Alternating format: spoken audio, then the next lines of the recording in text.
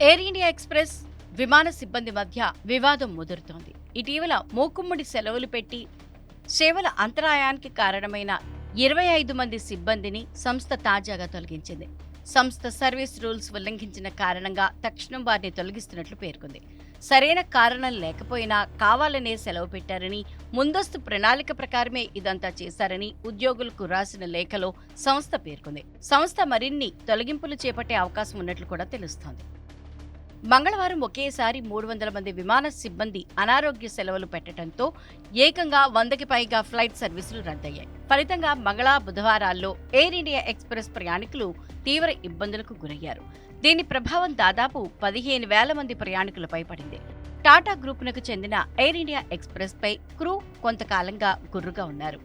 Air India express AIX connect సంస్థతో విలీనమవుతున్న నేపథ్యంలో కొత్త నిబంధనలపై సిబ్బంది ఆగ్రహం వ్యక్తం చేస్తున్నారు.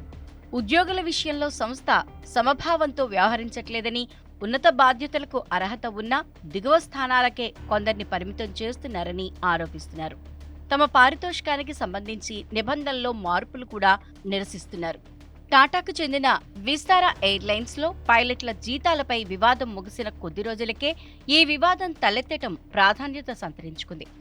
సిబ్బంది మూకుమ్మడి సెలవుల నేపథ్యంలో ప్రయాణికులకు ఇబ్బందులు రాకుండా అనేక ఏర్పాట్లు చేస్తున్నట్లు ఎయిర్ ఇండియా ఎక్స్‌ప్రెస్ పేర్కొంది.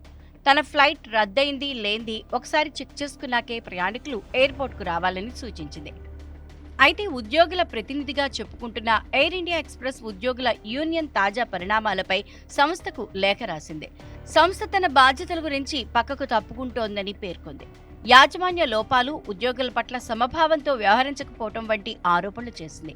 అయితే తాము ఈ యూనియన్ని గుర్తించేదే లేదని ఎయిర్ ఇండియా ఎక్స్‌ప్రెస్ పేర్కొంది. ఈ పరిణామాలపై లేబర్ కమిషన్ కూడా స్పందించారు. Air India chairman Natarajan Chandrasekaran సహా ఇతరులకు రాసిన లేఖలో లేబర్ కమిషనర్ అనేక కార్మిక చట్టాల్ని ఇష్టారీతిన ఉల్లంఘించిన విషయాన్ని ప్రస్తావించారు.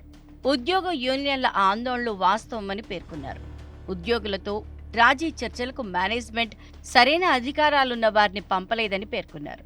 సంస్థ హెచ్ఆర్ విభాగం లేబర్ చట్టాలకు మూర్ఖపు నిర్వచనాలు ఇస్తూ కన్సిలియేషన్ అధికారిని తప్పుదారి పట్టించే ప్రయత్నం చేసిందన్నారు.